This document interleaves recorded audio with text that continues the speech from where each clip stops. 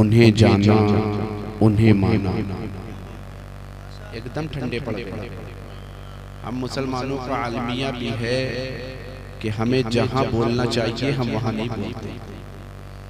यही मुसलमान इलेक्शन का पीरियड उठाकर देखें, नेताओं को खुश करने की खातिर कभी पार्टी के जिंदाबाद का नारा लगाता है, कभी एमपी के जिंदाबाद का नारा लगाता है, कभी एमएलए के जिंदाबाद का नारा लगाता है, कभी लीडर के जिंदाबाद का नारा लगाता है।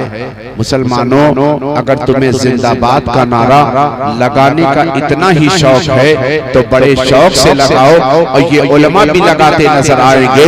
अगर तुम्हें जिंदाबाद का नारा लगाना है तो कहो हमारा इस्लाम जिंदाबाद है, हमारा कुरान जिंदाबाद है, हमारे नबी की शरीयत जिंदाबाद है, नबी की हकीकत जिंदाबाद है, नबी की मार्फत जिंदाबाद है, अबू बकर की सदाकत जिंदाबाद है, उमर की अदालत जिंदाबाद है, उस्मान की सखावत जिंदाबाद है, अली की शरीयत जिंदाबाद है, फातिमा की तहारत जिंदाबाद है, हुसैन पाक की शहादत।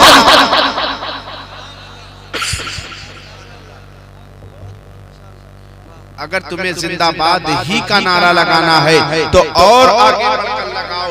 ये उलमा भी तुम्हारे साथ लगाते नजर आएंगे और ये कहते नजर आएंगे कि इमाम हुसैन की शहादत जिंदाबाद है, असगर का पटपना जिंदाबाद है, अब्बास का बाजू जिंदाबाद है, असगर की मासूमियत जिंदाबाद है, गौस की गौसियत जिंदाबाद है, ख्वाजा की ख्वाजगी जिंदाबाद है, निजामुद्दीन की निजामत जिंदाबाद है, आला हज़रत का तक़वा जिंदाबाद है, मुफ्ती आज़म का अतवा जिंदाबाद है, ताजुल शरीयत के चेहरे की नूरानियत जिंदाबाद है, सरकारे मशहूद रहमतुल्लाह तआला सरकारे फरमाते हैं उन्हें जाना, उन्हें माना, न रखा खैर से काम, लिल्लाहिल हम्द मैं दुनिया से मुस्लिम। सरकारे ताजुल शरिया बदरुद्दीन अफसहुल फुसहा अबलगुल बुलगुल इरशाद फरमाते हैं, दागे फुरकते तैयबा कल्ब मुज़महिल जाता, दागे फुरकते तैयबा कल्ब मुज़महिल जाता, काश गुंबदे खजरा देखने को मिल, काश गुंबदे खजरा देखने को मिल जाता, मेरा दम निकल जाता उनके आस्ताने। आशिक होने का दावा कर करके उछलना ये अलग बात है, हकीकी आशिक बन के दिखाना ये अलग बात है। इन दोनों में बड़ा फर्क है। आज हमारी कौम का अलमिया ये है कि हमारे अंदर सिर्फ इश्क का दावा रह गया। सरकारे मशहूद शाह रहमतुल्लाह तआला अलैह के उर्स की तकरीबात में आप हाज़री की सआदत हासिल कर रहे हैं। मैं बड़ी जिम्मेदारी के साथ इन उलमा की मौजूदगी में कहूंगा कि उर्स मनाना बड़ी कामयाबी की बात नहीं है, बल्कि इन बुजुर्गों की तालीमात को अपनी जिंदगी में उतारना ये बड़ी कामयाबी। आज हमारे यहाँ तो सिर्फ इश्क ही रह गया है। मैंने सरकारे ताजुल शरिया का शेर इसीलिए पढ़ा कि सरकारे ताजुल शरिया ऐसे आशिक रसूल कि 1984 में जब हज करने के लिए गए आपको गिरफ्तार कर लिया गया। कहा गया अख्तर रजा अगर चाहते हो कि सफा मरवा की सही करना चाहते हो, अराफात के मैदान में दौड़ लगाना चाहते हो, काबे का तवाफ करना चाहते हो, तो तुम्हें यहाँ हुसामुल हरमैन का दर्स बंद करना पड़ेगा, तुम्हें यहाँ फतावा रज़िया का दर्स बंद करना पड़ेगा। तो सरकारे ताजुल शरिया हुकूमत की आंखों में आंखें डालकर आप यही कह रहे थे कि तुम मुझे नामुसे रिसालत पर बोलने से रोकना चाहते हो, तुम नबी के इश्क पर बोलने से रोकना चाहते हो। अख्तर रज़ा के जिस्म में जब तक खून का आखिरी कतरा है वही कहेगा जो उसके दादा जान ने बरेली की टूटी हुई चटाई से कहा था और कहा था या रसूल अल्लाह हश्र तक डालेंगे हम 45 मौला की धूप पिछले 4 के किले गिराते जाएंगे, खाक हो जाएगा तू चल चल मेरे रखो रज़ा दम में जब तक दम है जिक्र का सुना। नारे तकबीर, नारे रिसालत, फैज़ाने आला हज़रत, फैज़ाने ताजुल शरिया, फैज़ाने ताजे शरीया, नारे तकबीर, नारे रिसालत और से मुक़द्दस। सरकारे ताजुल शरिया ने फरमाया था, हश्र तक डालेंगे हम पैदाइशे मौला की धूप, मिस्ल फारस नज्द के किले गिराते जाएंगे, खाक हो जाएं अदू जलकर मगर हम तो रजा, दम में जब तक दम है जिक्र उनका सुना। आप जानते हैं कि आज हमने सिर्फ हज़रत सैयदना सरकार मशहूद शाह रहमतुल्लाह ताला अलैह के उर्स की तकरीब में शिरकत किया, मगर जिंदगी उठाकर देखें, मैं शुरू से लेकर तमाम तर मद्दाहान के दरमियान देख रहा था, हमारी कौम के अंदर आशिकी का दावा खूब हुआ करता है। मैं अपने उलमा से माजरत चाहूंगा कि आज हमारी कौम के अंदर इश्क का दावा करने का अंदाजा तो खूब किया करते हैं, इश्क का दावा तो खूब किया करते हैं, मगर एक हकीकत है कि आज हमारी कौम का हाल उठाकर देखो तो सिर्फ हमारे अंदर आशिकी है, अमल कुछ नहीं। हज़रत सैयदना सरकार मशहूद शाह रहमतुल्लाह ताला अलैह की आप जिंदगी उठाकर पढ़ें तो पता चलेगा उनकी जिंदगी का लम्हा लम्हा सिर्फ इश्क़ मुस्तफ़ा में गुज़रा, उनकी जिंदगी का लम्हा लम्हा सिर्फ शरीयत मुस्तफ़ा की पासदारी में। इन बुजुर्गों की जिंदगी आप उठा कर देखें। सरकार ताजुल शरिया रहमतुल्लाह ताला अलैह को जब गिरफ्तार किया गया था, 11 दिन जेल की सलाखों में रखा गया। 11 दिन जेल की सलाखों में रखने के बाद जब आपकी रिहाई का आर्डर हुआ तो लोगों ने देखा कि सरकार ताजुल शरिया की आंख में आंसू था। पूछा गया, हुजूर क्या जेल में जाने के खतरे ने आपको परेशान कर दिया? तो सरकार ताजुल शरिया ने फरमाया था, नहीं नहीं, अगर नामूसे रिसालत की खातिर जिंदगी की हर सांस जेल में गुजारनी पड़े तो अख्तर रजा गुजार। पूछा गया, हुजूर फिर आंख में आंसू क्यों आया? का अख्तर रजा ने जब से होश संभाला है तब से लेकर अब तक अख्तर रजा की जिंदगी की कोई भी नमाज कज़ा नहीं हुई। अख्तर रजा की जिंदगी की कोई भी नमाज कज़ा नहीं हुई। आज मेरी नमाज अस्र कज़ा हो गई है, इस वजह से मेरी आंख में आंसू।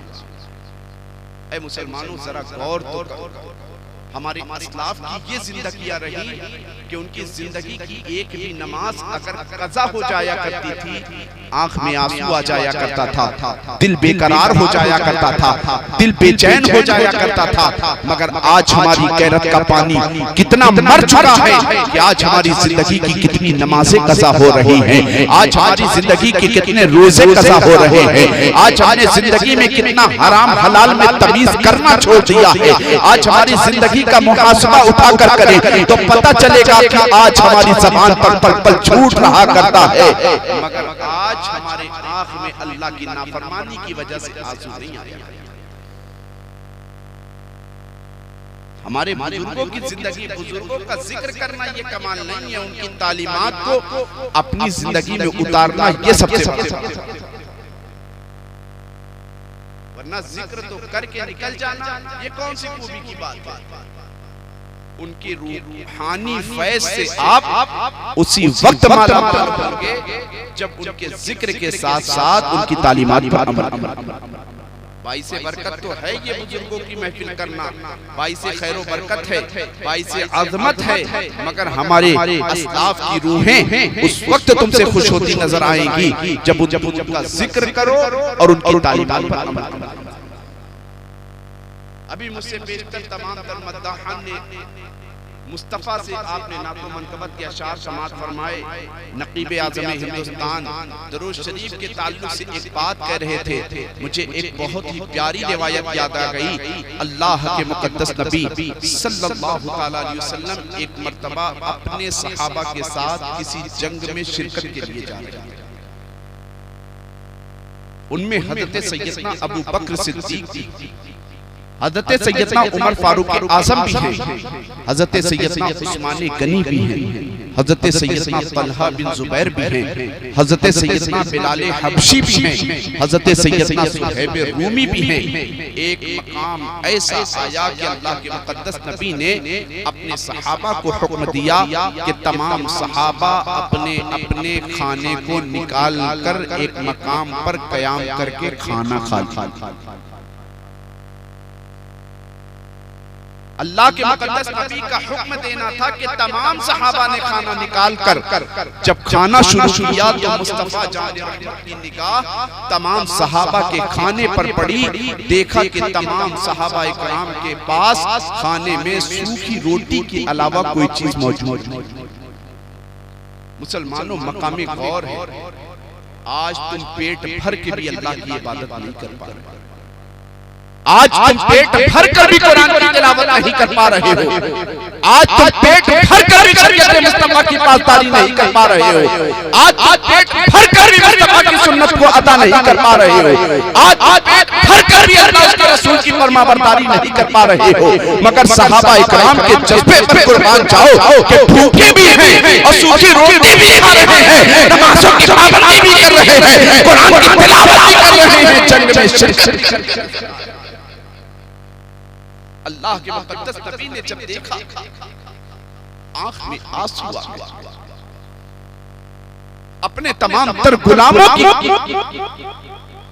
इस कुर्बानी को आंख में आंसू आ गया। देखा अल्लाह के मुकद्दस नबी ने कि आका के तमाम तर सहाबा ने देखा कि एक शहद की मक्खी जो अल्लाह के मुकद्दस नबी के कान के इर्द गिर्द बार बार घूमती नजर आ रही है। सहाबा इकराम कहते हैं कि हमें महसूस हुआ कि ये मक्खी सिर्फ घूम नहीं रही है बल्कि मदीने वाले आका से गुफ्तगू कर रही है। मदीने वाले आका से गुफ्तगू कर रही है।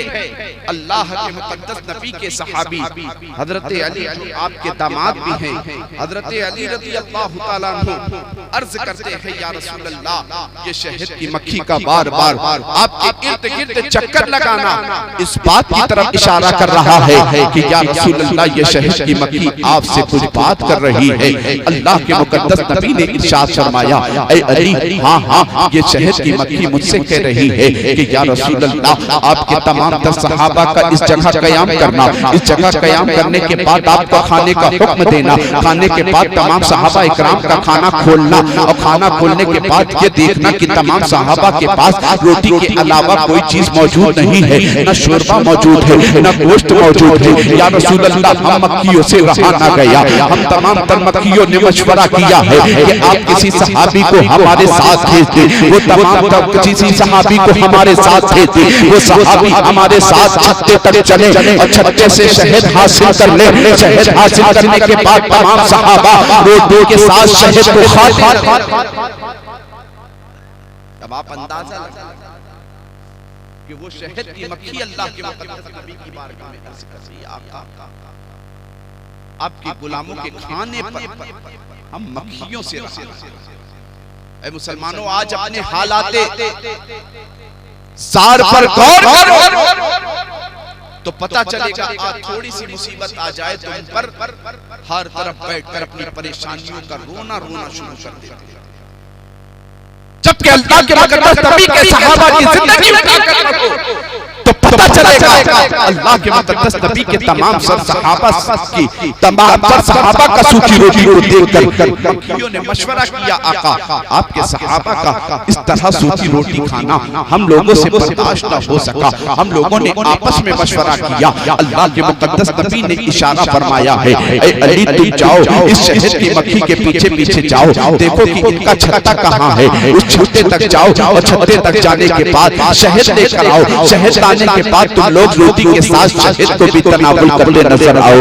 हज़रत अली गए हैं शहद की मक्खी के पीछे पीछे, शहद के छत्ते से शहद लाया है, लाकर सहाबा को तकसीम किया है। तकसीम करने के बाद मुस्तफा जाने रहमत ने देखा, मुस्तफा जाने रहमत के सहाबा ने देखा कि फिर शहद की वही मक्खी अल्लाह के मुकद्दस नबी के कान के दरमियान इर्द गिर्द घूमती नजर आ रही है। मुस्तफा के तमाम तर सहाबा ने कहा है, या रसूल अल्लाह, अभी तक तो हम लोगों ने देखा था कि शहद की मक्खी आपसे बातें कर रही थी, मगर मैं ये देख रहा हूँ कि अब आप शहद की मक्खी की तरफ इशारा कर रहे हैं। तो मुस्तफा ने इरशाद फरमाया है, ऐ मेरे सहाबियों सुनो, हाँ मैं शहद की मक्खी से पूछ रहा हूँ, ऐ शहद की मक्खियों ये बताओ कि तुम लोग शहद को कैसे तैयार करती हो। तो वो शहद की मक्खी मुझसे कहती है, आका, हम लोग बागों में जाया करते हैं, बागों में फूलों के रसों को चूसा करते हैं, चूसने के बाद हम लोग एक जगह इकट्ठा हो जाते हैं, शहद तैयार हो जाता है। तो मुस्तफा ने इरशाद फरमाया है, ऐ शहद की मक्खियों ये बताओ कि तुम लोग बागों में हर तरह के फूलों के रसों को चूसा करती हो,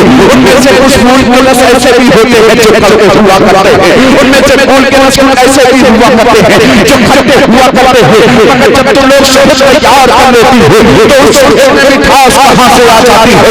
तो वो शहद की मक्खी मुस्कुरा कर कहती है, जब हम लोग बागों में पूजा करते हैं, फूलों के रसों को चूस कर एक जगह इकट्ठा होते हैं, तमाम तर मक्खियां आप पर मोहब्बत से जरूर रोती है, ये दरूद मुस्तफा की बरकत है कि शहद में मिठास।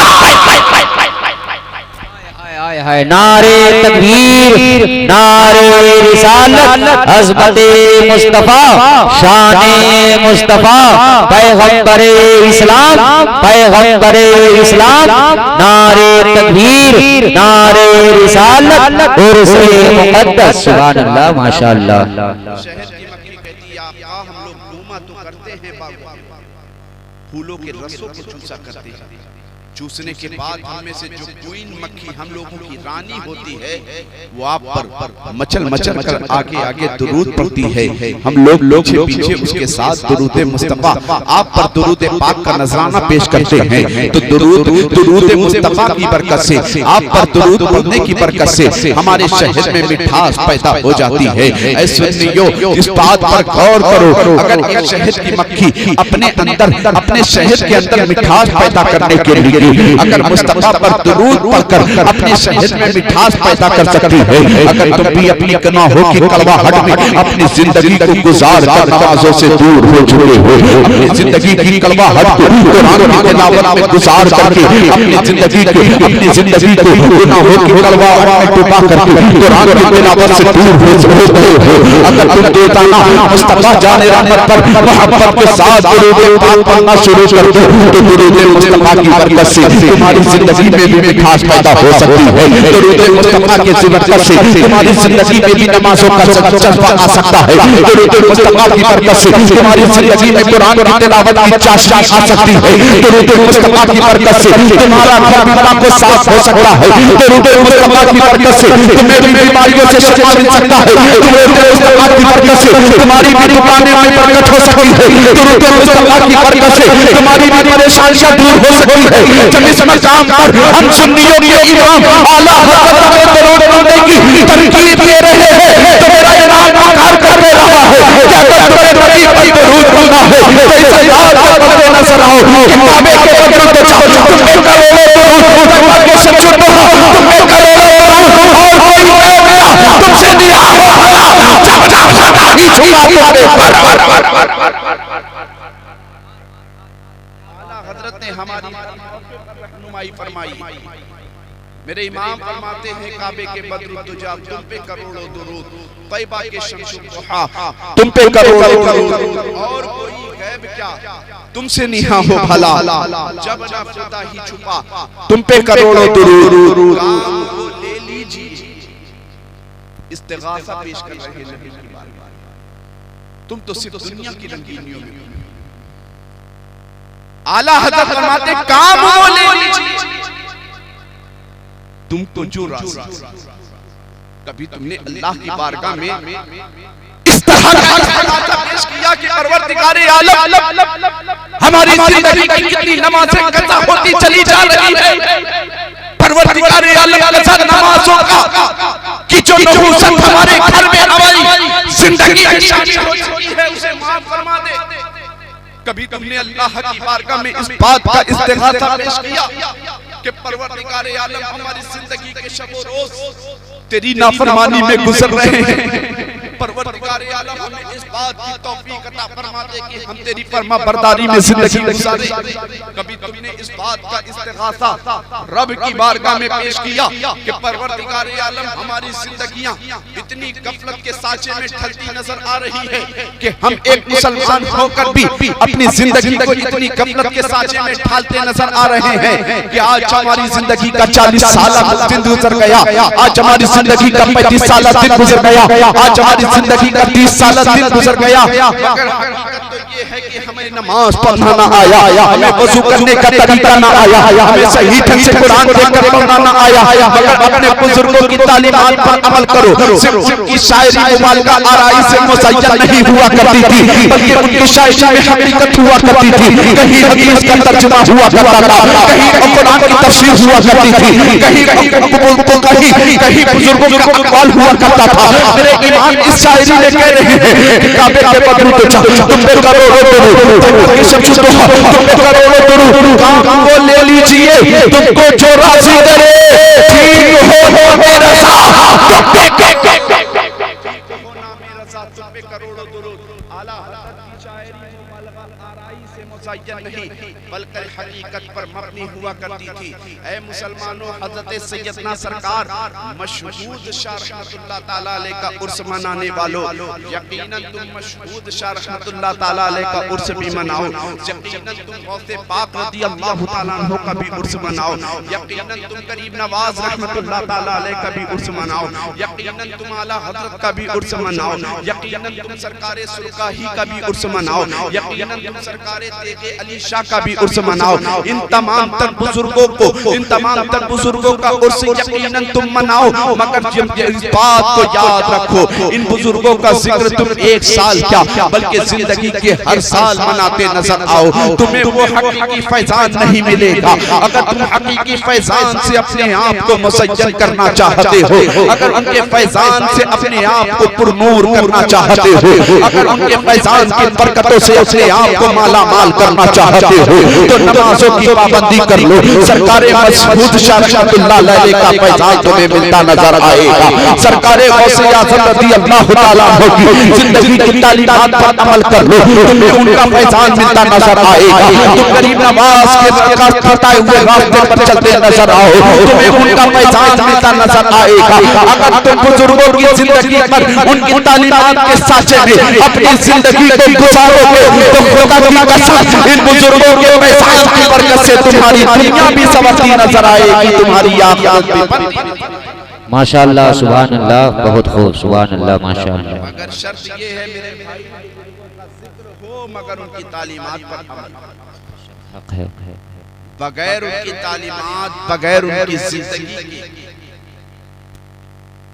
तरीके को अपनाए बगैर तुम्हें कामयाबी नहीं मिलेगी।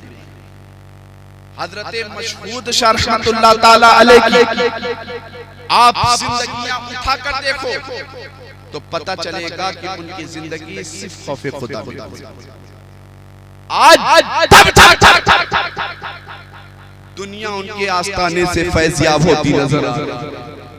ये अल्लाह तबारक व तआला का वादा भी है कि जब मेरा कोई बंदा फर्ज की अदायगी के बाद नवाफिल की कसरत से मेरा कुर्ब हासिल करता है तो मैं उसे अपना महबूब बंदा बनाऊंगा।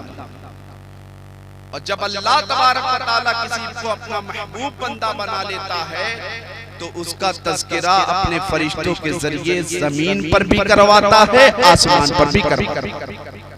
मुस्लिम शरीफ की हदीस पाक है कि अल्लाह तबारक व तआला जब अपने किसी बंदे से मोहब्बत करता है, जिब्रील को बुलाता है, इरशाद फरमाता है, ए जिब्रील, मैंने फला बंदे से मोहब्बत की।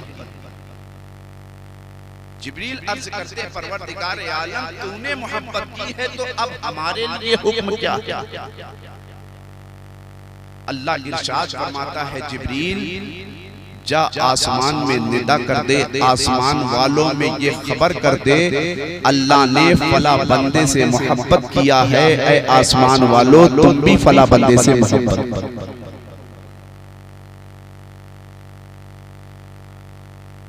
जिब्रील जाते हैं आसमान में निदा करते हैं, ऐ मिकाईल, ऐ इज़राइल, ऐ इसराफील, ऐ तमाम तर आसमान वालों, तुम्हें एक बात की खुशखबरी देने आया हूँ। वो तमाम तर आसमान के फरिश्ते जिब्रील की बारगाह में हाजिर होते हैं, कहते हैं, ए जिब्रील, रब की बारगाह से क्या पैगाम लाए?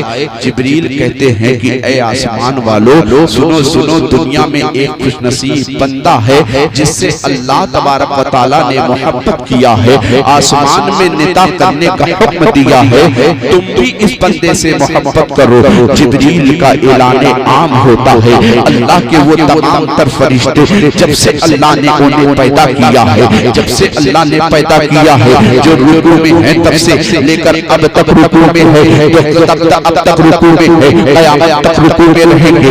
अल्लाह के वो भी फरिश्ते जिन्हें अल्लाह ने जब से पैदा किया है, हुक्म दिया कि तुम सजदा रेज़ हो जाओ, वो अल्लाह की बारगाह में तब से सजदा रेज़ है। आज बस सजदा रेज़ है, कल क़यामत तक सजदा रेज़ होते नजर आएंगे। वो तमाम तर फरिश्ते जिन्हें अल्लाह ने पैदा करने के बाद जिन जिन कामों पर लगाया है, वो अपनी ड्यूटी को बहुस्न खूबी अंजाम तक पहुंचा रहे हैं। वो अपने तमाम तर ड्यूटी को बहुस्न खूबी निभा रहे हैं। वो तमाम तर फरिश्ते जिब्रील का हुक्म सुनकर उस बंदे से मोहब्बत करने लगते हैं। अल्लाह ने फिर जिब्रील को बुलाया, ऐ जिब्रील क्या तुमने आसमान में ऐलान कर दिया? जिब्रील कहते हैं परवरदिगारे आलम, हमने हाँ आसमान में ऐलान कर दिया है। आसमान के तमाम फरिश्ते उस बंदे से मोहब्बत करने लगे हैं। अल्लाह इरशाद फरमाता है, ऐ फरिश्तों, ऐ जिब्रील सुनो सुनो, जब फरिश्ते आसमान वाले उस बंदे से मोहब्बत करने लगे हैं, तो ज़मीन में भी नेता कर दो कि ज़मीन वाले तमाम तर ज़मीन के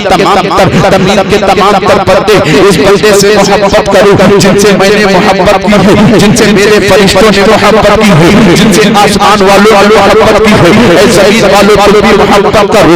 आज़ाद गिरामी में इस बात को अगर इस अंदाज में कहूं तो बेजाना होगा। आज हज़रत सैयदना सरकार मशहूद शरअतुल्लाह ताला अलैह का जो उर्स हो रहा है, चैनपुर के लोग तो वो भी मोहब्बत कर रहे हैं, भगवा रोड के लोग वो भी मोहब्बत कर रहे हैं, और मुगल सराय के लोग वो भी मोहब्बत कर रहे हैं। कोई सुना चाहता है, कोई सोचता है कि यहाँ अल्लाह के वली का आस्ताना है, आखिर इनके दिलों में अल्लाह ने ये मोहब्बत कैसे पैदा की है? कि याद रखो मुसलमानों, मुस्लिम शरीफ की हदीस याद है कि जब अल्लाह जिस बंदे से मोहब्बत करता है, अल्लाह की मोहब्बत की बुनियाद पर आसमान के फरिश्ते मोहब्बत करते हैं।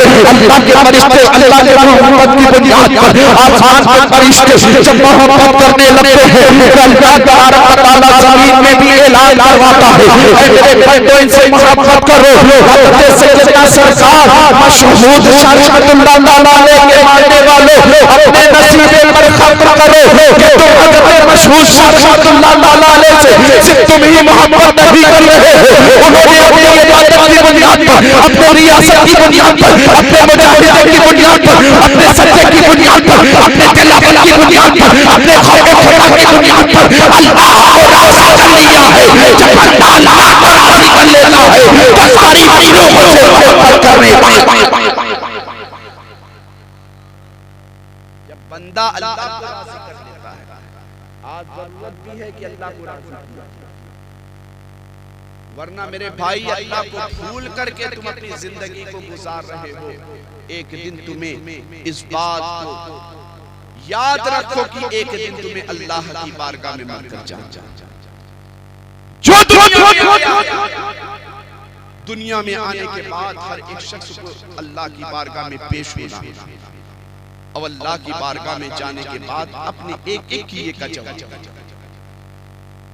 ये महफिले रसूल इसलिए नहीं हुआ करती है कि आकर अपने घंटे 2 घंटे के वक्त को कुर्बान करके चले जाओ।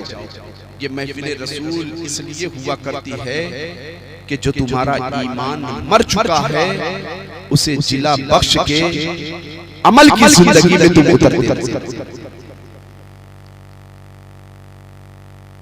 इसलिए नहीं अल्लाह तबारक व तआला कुरान मुक़द्दस में मुतअद्दिद मकामात पर अपने महबूबिन बंदों का जिक्र कर रहा है, कहीं उनके अमल का जिक्र कर रहा है, कहीं उनके लिए बशारत की बातें ऐलान फरमा रहा है। ये महफिले रसूल इसलिए हुआ करती है कि तुम अपने मुर्दा दिल को जिंदगी बख्शो, वरना याद रखो हजरत सैयदना सरकार मशहूद शरअतुल्लाह ताला अलैह का उर्स कर रहे हैं। इन्होंने अल्लाह को कैसा राजी किया। काश हम भी अपने अमल के जरिए अल्लाह को राजी करने की कोशिश कर लेते। काश हम भी अपने अमल के जरिए अल्लाह को राजी करने की कोशिश करते तो कितना अच्छा। मैंने जिस आयत करीमा की तिलावत का शरफ हासिल किया, अल्लाह का इरशाद गिरामी, अफला यतदब्बरून अल-कुरआन अम अला कुलूबिन अक़फ़ालुहा। जो कौम कुरान का इल्म नहीं हासिल करती, अल्लाह उस कौम के दिलों पर ताले लगाता। अल्लाह के मुकद्दस नबी सल्लल्लाहु अलैहि वसल्लम एक मौके पर सहाबाए किराम को वाज़ो नसीहत फरमा रहे थे। अल्लाह के मुकद्दस नबी इरशाद फरमाते, ऐ मेरे सहाबियों सुनो सुनो, जिस तरह लोहे को जंग लग जाता है उसी तरह दिल भी जंग आलूद हो जाता है। ऐ मेरे सहाबियों सुनो सुनो, कयामत का जिक्र किया करो। ऐ मेरे सहाबियों पुलसिरात की हवलनाकी से डरो। ऐ मेरे सहाबियों कब्र की तन्हाई का खौफ अपने दिल में पैदा। ये किनसे बात कही जा रही है? उनसे कही जा रही है कि जिनके सामने मौत का जिक्र आ जाए तो तिनका उठाकर दुआ, तिनका उठाकर अल्लाह की बारगाह में अर्ज करे, अपनी तमन्ना ये जाहिर करते नजर आए कि काश मैं ये तिनका होता तो कयामत के दिन हिसाबो किताब से बच जाता। किनसे ये गुफ्तगू की जा रही है? उनसे गुफ्तगू की जा रही है जो अल्लाह की बारगाह में अगर सज्दा रेज हो जाए तो इतना आंसू बहाए कि आंसू गिरने की वजह से दाढ़ी मुबारक तर हो जाए। ये किनसे खिताब हो रहा है? उन सहाबा से खिताब हो रहा है जिन्हें मस्जिद नबी शरीफ में बैठकर एक ही नशिस्त में मुस्तफा जन्नत की बशारत देते नजर। उनसे कहा जा रहा है कयामत का जिक्र करो।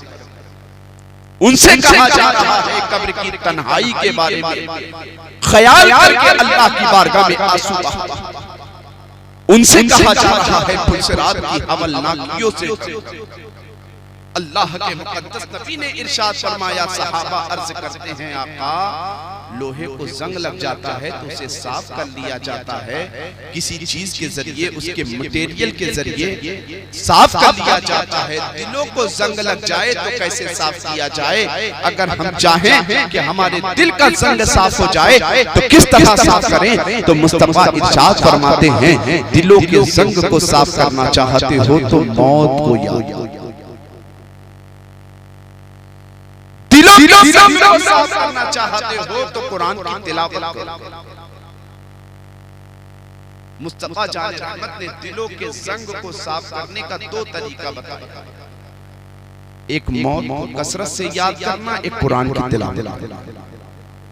आज हम अपनी जिंदगी का मुहासबा करें तो पता चलेगा कि आज इन्हीं दो चीजों से हम सबसे ज्यादा गाफिल होते नजर आ रहे हैं। कब्रिस्तान रोजाना अपने कांधे पर उठा करके जनाजे तो पहुंचा रहे हैं, कब्र पर मिट्टी तो रोजाना डालकर आ रहे हैं।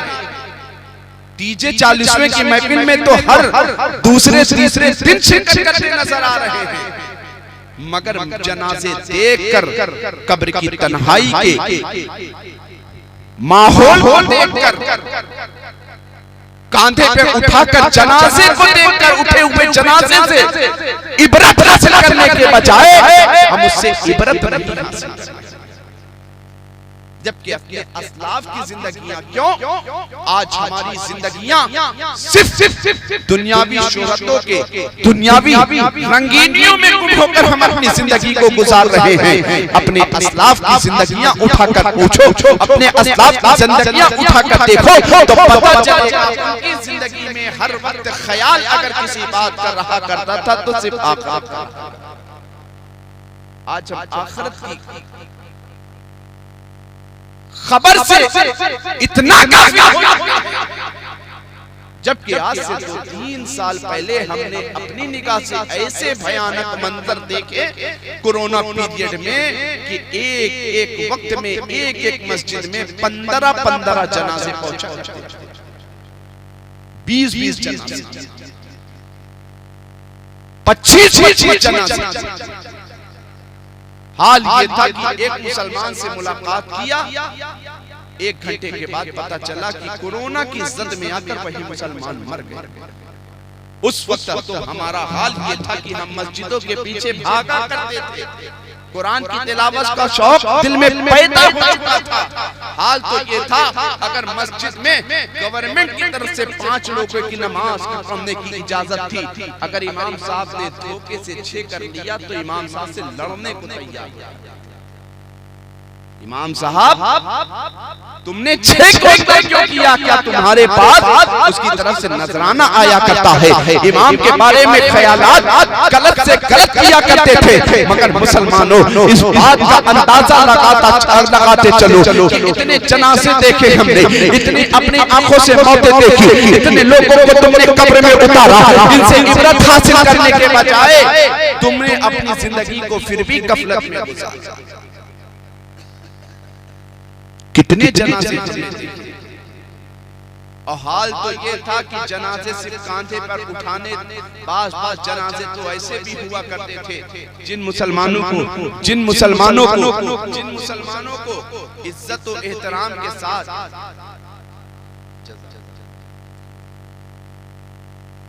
जैनपुर में तकरीर करने वालों को भी नजराना, माशाअल्लाह, अल्लाह ताला आपको जज़ाए खैर करे कि जिन मुसलमानों को कब्र में 4 मुसलमान के साथ उतारा जाना था, हमने ऐसे भयानक हाल मनासिर देखे कि जिन मुसलमानों को कब्र में मुसलमान उतारने के बजाय कितने मुसलमान ऐसे थे जिनको जेसीबी मशीन के जरिए कब्र में उतारा गया। बाप है तो बेटे को हाथ लगाने को तैयार नहीं, बेटा है तो माँ को हाथ लगाने को तैयार नहीं, भाई है तो बहन को हाथ लगाने को तैयार नहीं। उठाकर हदीस पढ़ो तो पता चलेगा कि हमने उलमा से क़यामत की बहुत सारी निशानी सुनी थी। क़यामत का दिन होगा, बाप बेटे से दूर होगा, माँ बेटी से दूर होगी, भाई बहन से दूर होगा, शौहर बीवी से दूर होगा। अगर आँख खोल कर देखोगे तो पता चलेगा कि दुनिया में बहुत सारी निशानी तो ऐसी हमारे सामने जाहिर हो रही थी, जिसकी झलक क़यामत की झलक तो हम दुनिया में देखते नजर आ रहे थे। तो वो बाद में देखेंगे कि बाप कैसे बेटे से दूर होगा। एक बाप अगर कोरोना की सब में आकर मौत हाथ उतर जाया करता था तो एक बेटा जिसके लिए बाप ने अपनी जिंदगी की तमाम परेशानियों को बर्दाश्त किया था, एक बेटा जिसके लिए बाप ने तमाम सोबतों को बर्दाश्त किया था, एक बेटा जिसके लिए बाप ने अपने आप को भूखा रखा था, अपने पसीने अपने बेटे के लिए महल तैयार किया था। अगर उस बाप को ऐसा वक्त आ गया है, अगर वो कोरोना में आ गया है तो बेटा उसे हाथ लगाने के बजाय, उसे खाना देने के बजाय, उसे उतारने के बजाय, उसके देने के बजाय, उसे पहनाने के बजाय कौन पैसा दे रहा है कि कुछ भी हो जाए हमारे बाप की डेड बॉडी हमारे घर तक ना। जिस दुनिया को तुमने इतना गले लगाया वो दुनिया किसी काम की नहीं। कितने वालिदैन मरकर चले गए, बेटों ने उनकी डेड बॉडी पर हाथ नहीं लगाया। कितने भाई मरकर चले गए, भाई उसे देखने तक को तैयार नहीं। खौफ क्या, खतरा क्या कि कहीं इसका वायरस हम तक ना आ जाए, कहीं का वायरस हम तक ना आ जाए। तो मुसलमानों जब एक दुनिया में सब कुछ पाने के बाद एक बेटा बाप का ना हुआ तो कयामत के उस मंजर की तरफ मुस्तफा इशारा कर रहे हैं कि कयामत के उस मंजर को याद करो जिस वक्त तुम्हारे कांधे पर सिर्फ गुनाहों की कटरी होगी, जिस वक्त तुम्हारे कांधे पर फिर तुम्हारे कांधे पर सिर्फ नमाज छोड़ने का गुनाह होगा, जिस वक्त तुम्हारे कांधे पर कुरान की तिलावत न करने का गुनाह होगा, जिस वक्त तुम्हारे कांधे पर झूठ बोलने का गुनाह होगा, जिस वक्त तुम्हारे कांधे पर पति करने का गुनाह होगा, जिस वक्त तुम्हारे कांधे पर ज़िना करने का गुनाह होगा, जिस वक्त तुम्हारे कांधे पर हराम कमाई का गुनाह होगा, जिस वक्त तुम्हारे कांधे पर बाप के जिस वक्त तुम्हारे कांधे पर बदअखलाकी का गुनाह होगा, उस मुश्किल को याद करो, उस मुश्किल को याद करके रब की बारगाह में तौबा करो। परवरदिगारे आलम, मैंने जिंदगी में जो भी गुनाह किए हैं तेरी बारगाह में अश्को नदामत का आंसू गिरा रहा हूं। ऐ अल्लाह तेरी रहमत से होगी, हमारे गुनाह कितने भी होंगे, अगर तेरी रहमत और होगी तो बख्शाया गया तो हमारी जिंदगी के गुनाह को अल्लाह फरमा रहा है, अल्लाह के मुकद्दस नबी फरमा रहे हैं कि क़यामत के मंजर को याद करो मुसलमानों। अब गफलत की चादर अपने चेहरे से हटा दो, अब बेदारी गुजारना शुरू करो, अब नमाज़ों में जाओ, अब कुरान की तिलावत हो जाओ, अब अपने आप को गुनाहों से बचाने वाले बन जाओ, वरना हालात तो दिन ब दिन देख रहे हो हमारे लिए कैसे बदतर से बदतर होते चले जा रहे हैं। हालात तो दिन ब दिन देख रहे हो कैसे बदतर हमारे हालात होते चले जा रहे हैं। अगर तुमने अब अपने आप को बेदार ना किया तो यकीनन इससे भी ज्यादा परेशानी के वक्त का तुम इंतजार करोगे।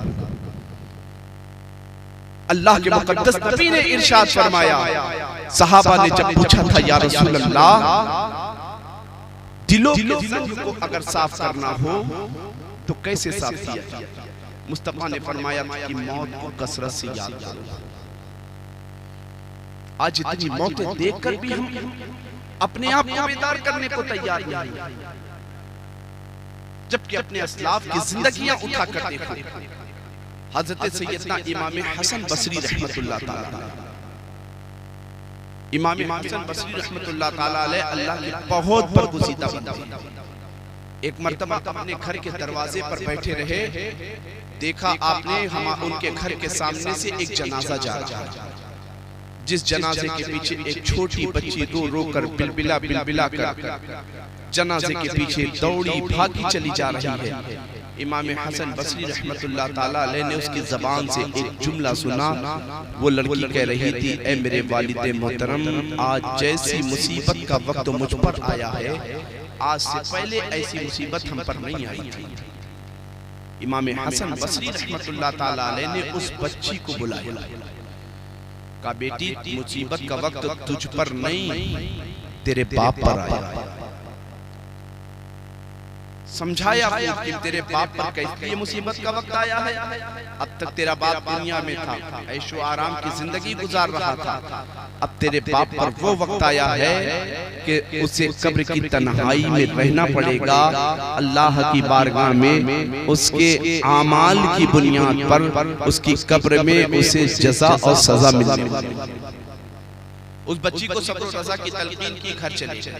कहा बेटी यकीनन ये बात सही है कि हर बच्चे के लिए वो बहुत गम का माहौल होता है जब उसके बाप या माँ का साया उसके सर से उठ जाया करता है, मगर एक बात को याद रखना, तेरे बाप का साया तेरे सर से तो उठ गया है, तेरे रिश्तेदार तुझे अच्छी परवरिश करके तेरी जिंदगी तो अच्छी अंदाज में गुजार देंगे, मगर वो मुसीबत का वक्त याद कर अपने बाप पर कि जब तेरे बाप को कब्र की तन्हाई में लिटाया जाएगा, जब तेरे बाप को कब्र की तन्हाई में लिटाया जाएगा, जब फरिश्ते कब्र को चीरते हुए मुनकर नकीर आकर तेरे बाप को झिझोड़ेंगे, अगर उसका अमल अच्छा ना हुआ तो उस बारे में ख्याल कर। अगर उसने जिंदगी में नमाज न पढ़ी होगी तो उस बारे में ख्याल कर। अगर उसने जिंदगी में कुरान की तिलावत न की होगी तो उस बारे में ख्याल कर। अगर उसने जिंदगी में हराम कमाई होगी तो उस बारे में ख्याल कर। अगर उसने अपनी निगाहों से बदनिगाही की होगी तो उस बारे में ख्याल कर। अगर उसने अपनी जिंदगी को अल्लाह उसके रसूल की नाफरमानी में गुजारी होगी तो उस बारे में ख्याल कर। उस बच्ची को सब्र रज़ा की तलकीन की है। वो बच्ची अगरचे छोटी थी मगर उसने क़यामत के मंजर को सुना है, कब्र की हवलनाकियों के मनाजिर को, जब क़यामत की हवलनाकी वाली बातों को सुना है तो हज़रत सैयदना इमाम हसन बसरी देखते हैं कि वो बच्ची सुनकर जो अभी तक अपने बाप के खौफ में, अपने बाप की जुदाई के गम में रो रही थी, अब आखिरत की खबर को सुनकर वो रोने। इमाम हसन बसरी ने कहा बेटी जाओ। दूसरे दिन फिर आप अपने दरवाजे पर बैठे रहे, देखा कि वही बच्ची रोते रोते फिर कब्र की तरफ गई, अपने बाप की कब्र से लिपट कर रोने लगी। कहने लगी मेरे वालिद मोहतरम, कल बहुत भयानक रात मैंने गुजारी, आज से पहले इतनी भयानक रात मुझ पर नहीं गुजरी। क्यों? बाप नहीं था, बाप का साया सर से उठ गया था। इमाम हसन बसरी फिर दौड़े दौड़े उस बच्ची के पीछे गए। कहा बेटी तूने भयानक रात नहीं गुजारी, भयानक रात तो तेरे बाप ने गुजारी। तेरे हमदर्दी करने वाले तेरे रिश्तेदार अजीजो अकारीब सब थे, मगर पूछ अपने बाप से जब उसे कब्र की तन्हाई में लिटाया गया होगा, घर में तो लाइट पंखा सब कुछ रहा होगा, कब्र में किसी रोशनी का इंतजाम न रहा होगा, तो तेरे बाप ने कल की रात कैसे काटी होगी? पूछ। घर में तेरा बाप अगर लेटा रहे, लाइट चली जाए तो उसका दिल खौफ की वजह से परेशान हो जाए। जब कब्र में लंबे लंबे दांत लेकर मुनकर नकीर कब्र को चीरते हुए तेरे बाप को मुनकर नकीर ने झिझोड़ा होगा, तो पूछ अपने बाप से उस वक्त तेरे बाप ने क्या महसूस किया होगा? उस मंजर को तेरे बाप ने, उस हालात का सामना कैसे किया होगा, किस तरह बर्दाश्त किया होगा? ए मेरी बेटी, अपने बाप से पूछ कि जब उसे कब्र में लिटाया गया होगा, जिसके लिटाने के बाद उसके जज़ा और सजा का वक्त करीब आया होगा, अगर तेरे बाप ने अच्छे अमल किए होंगे या तेरे बाप ने बुरे अमल किए होंगे, तो उस वक्त बुरे अमल की सजा का असर जब उसकी कब्र पे जाहिर होना शुरू हुआ होगा, तो तेरे बाप ने उस मंजर को कैसे बर्दाश्त किया होगा? हज़रात किरामी वक़ार के इमाम हसन बसरी उस बच्ची से सिर्फ नहीं कह रहे हैं या उस बच्ची पर सिर्फ ये वक्त नहीं आया है, बल्कि एक दिन ऐसा भी आना है कि एक दिन एक वक्त वो वक्त हम पर भी आना है, हमें भी मर कर जाना है, हमें भी कब्र की तन्हाई में उतरना है, हमें भी पुलसिरात के पुलसिरात से गुजरना है, हमें भी क़यामत के मैदान में उठाया जाना है, हमें भी नमाज का सवाल होना है, हमसे भी कुरान की तिलावत का सवाल होना है, हमसे भी झूठ बोलने का सवाल होना है, हमसे भी ग़ीबत करने का सवाल होना है, हमसे भी वादा खिलाफी करने का सवाल होना है, हमसे भी बदनिगाही करने का सवाल होना है, हमसे भी दूसरों की ज़मीन को हड़पने का सवाल होना है। उस वक्त बताओ जब अल्लाह तबारक व तआला तुमसे पूछेगा, ऐ मेरे बंदों, मैंने तुम्हें वक्त जैसी अजीज नेमत अता की थी, वक्त को किन कामों में खर्च किया, तो हमारे पास अल्लाह की बारगाह में क्या जवाब होगा कि परवरदिगार आलम तूने वक्त जैसी अजीज नेमत अता फरमाई थी, तो उन वक्त जैसी अजीज नेमत को हमने कहीं फिल्मी ड्रामों में खर्च किया, कहीं अय्याशियों के मौके पर खर्च किया। अल्लाह जब तुझसे पूछेगा कि परवरदिगार का अल्लाह जब तुमसे पूछेगा, ऐ मेरे बंदे बोल, मैंने तुझे दौलत दी थी, दौलत को किन कामों में खर्च किया, तो क्या जवाब होगा? अगर अच्छे काम में खर्च किया होगा तब जवाब होगा, अगर बुरे काम में खर्च किया होगा तो अल्लाह की बारगाह में क्या जवाब होगा? तो इसलिए मौला अली शेरी होगा दामाद मुस्तफा फातिहुर खैबर फरमाते हैं कि मौत आने से पहले मौत की तैयारी, वरना मौत आती है तो एक पल की फुर्सत नहीं मिलती। मौत किसी सबब की मोहताज नहीं है कि किसी को कैंसर हो तब मौत आए, किसी को डेंगू हो तब मौत आए, किसी को कोरोना हो तब मौत आए। न जाने कितने चलते फिरते लोग हमने देखे अपनी निगाहों से। एक नशिस्त में बैठकर नाश्ता किया, नाश्ता करते करते उनका इंतकाल हो गया। एक नशिस्त में बैठकर तिलावत की, तिलावत करते करते उनका इंतकाल हो गया। एक नशिस्त में बैठकर दुनिया की तमाम तर रस्मों में, दुनिया के तमाम तर रसूमात में शिरकत की, करते करते उनका इंतकाल हो गया। मौत किसी सबब की मोहताज नहीं। तो अल्लाह तबारक व तआला ने अगर तुम्हें जिंदगी दी, बहुत मुबारकबाद के लायक है चैनपुर के सुन्नी मुसलमान कि उन्होंने मौलाना शराफत हुसैन साहब की सदारत में इतनी अजीम शान महफिल कायम की। इन उलमा का मकसद और मिशन भी यही हुआ करता है कि हमारी कौम का बच्चा बच्चा नमाजों का पाबंद हो जाए, कुरान की तिलावत का आदी बन जाए। हज़रत मशहूद शाह रहमतुल्लाह ताला अलैह के फैजान से आप अगर हकीकी माने में माला माल होना चाहते हैं, रस्मी तौर पर नहीं, हकीकी मानों में अगर माला माल होना चाहते हो, नमाज पढ़कर, नमाज की पाबंदी करके, झूठ से अपने आप को बचाकर, कुरान की तिलावत करके इन बुजुर्गों के आस्थाने पर जाओ और फिर उसके बाद घर वापस आओ, तो देखो खुद अंदाजा लगाओ कि तुम्हें कल्बी सुकून उस वक्त मिलेगा। कल्बी सुकून तुम्हें उस वक्त मिलेगा।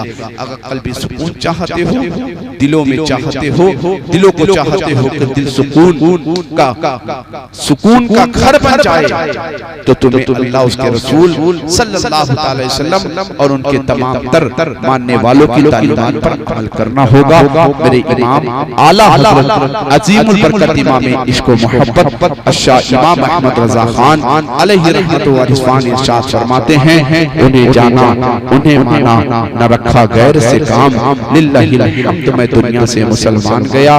मेरे ताजुश्शरिया फरमाते हैं, दाग़े फुरक़त तैयबा कल्ब मुज़महिल जाता, काश गुंबदे खज़रा देखने को मिल जाता, मेरा दम निकल जाता उनके आस्ताने पर, उनके आस्ताने की खाक में मैं मिल जाता।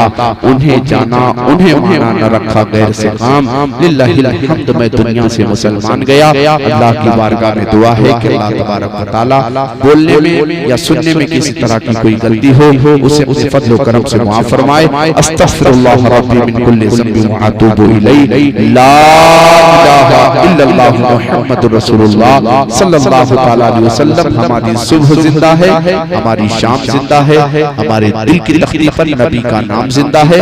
व आखिरु दावाना अनिल हम्दुलिल्लाहि रब्बिल आलमीन। अस्सलामु अलैकुम।